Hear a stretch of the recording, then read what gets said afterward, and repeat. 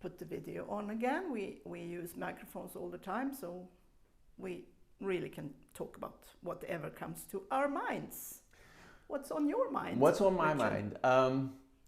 I had a huge challenge when I wrote the Gospel according to Lazarus, because when you're writing about a very famous religious figure like Jesus, you have to deal with 2,000 years of history, iconography, philosophy, thousands and thousands of books written about him.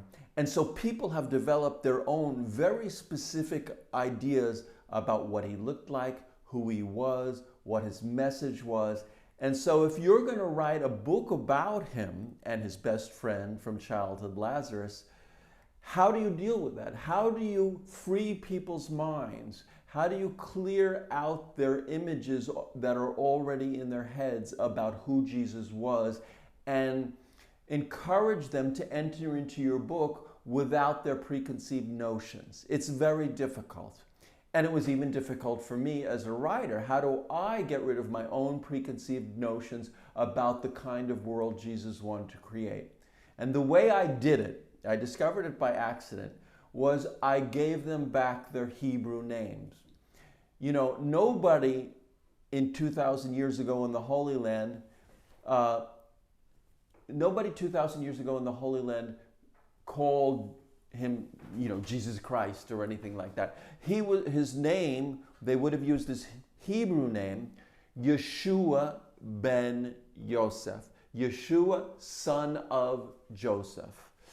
And Lazarus would have either used his Greek name, which would have been Lazaru or Lazar, or his Hebrew name, again, Eliezer. And so for me, this becomes the story of Yeshua ben Yosef and Eliezer. And when you use those names in the narrative, people are freed. And I was freed from all of my ideas about who this religious leader was. Now he's Yeshua ben Yosef, and I can describe him physically, and I can describe his activities in the temple or on the streets of Jerusalem, or his interactions with his friends and with his apostles. I can describe all of those things without having to deal with people's previous ideas about him. And so that was hugely freeing for me, and also enabled me to write about him once again as a Jew, as a rabbi, as a teacher, as a great teacher, as an important teacher. We don't always recognize that in Judaism. We tend to discourage people from thinking about Jesus because he's not a figure from the Old Testament and because he was adopted by Christians as the Messiah. In Judaism, we don't think of him as the Messiah. But I think it's proper to think of him as a teacher, as a leader, as an important leader. After all, he became world-renowned and a religion was founded based on his teachings. And so for me, it was an opportunity to also write for the Jewish community and say, maybe we don't want to think of him as the Messiah, but I think it's okay now, 2,000 years later, to recognize that he was a rabbi and teacher and explore what he was trying to do. Mm. Or you sure do that in your writing. And for me, as well, I wouldn't say that I'm religious in any way, but I'm brought up. Yeah. Like we all are in the Western world, in the Christianity for me, and in the Judaism for you. But we sort of meet somewhere in Christ. Absolutely. Absolutely so. And there's that expression, in Christ there is no east or west, which I like quite a bit. And so I think he is the meeting point between Judaism and Christianity. And those two worlds have tended to separate. I don't think that's all very necessary.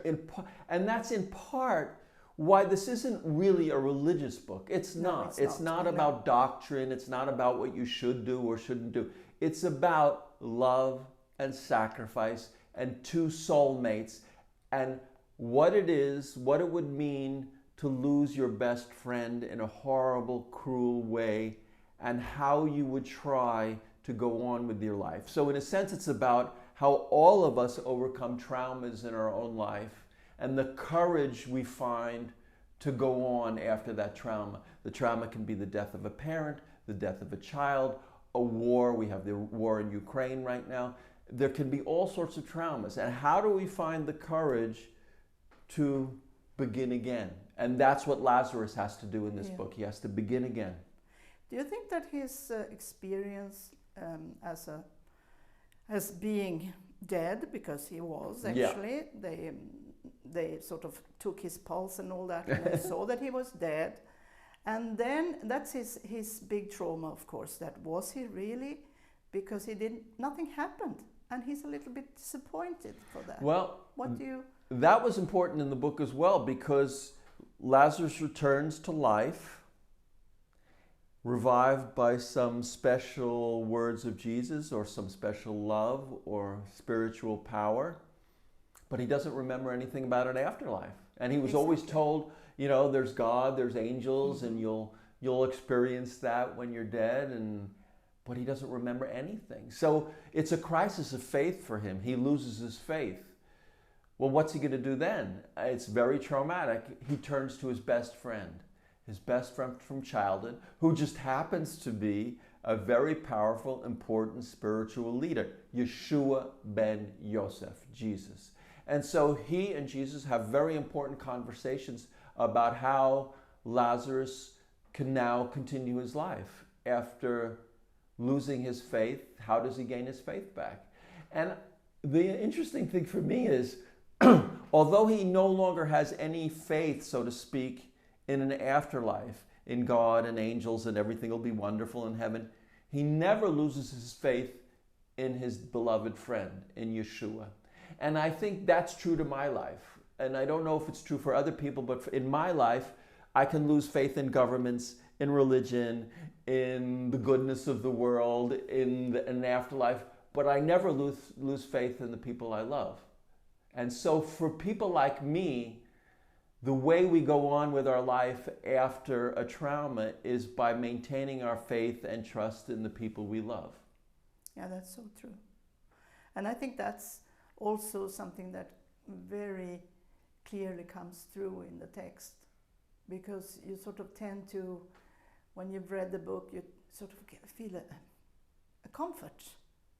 Well, that's good to know. Mm-hmm. I'm glad that the book is comforting in a certain way, because there are parts of it that are very disturbing and violent. Oh yeah, of course. But I don't see any point in depressing readers and terrorizing readers. That's not what I do. Exactly. Stephen King can do that very well, and leave him to do that. Yeah. No, for me, it's something else. For me, the book is it's about a journey. It's about Lazarus's journey from despair, from difficulties, from trauma, reconstructing a new life. And at the end of the book, I hope that the reader will feel comforted and reinvigorated by the story of great love and sacrifice. That's so true. I think we can have a little pause here. I think so too. I could sit here and listen to you again and again, but now we have to sort of do a little pause, and then we'll see if there is something else that we have to take up before and we don't have to worry, because if there's anything that I didn't say that you want me to say, we can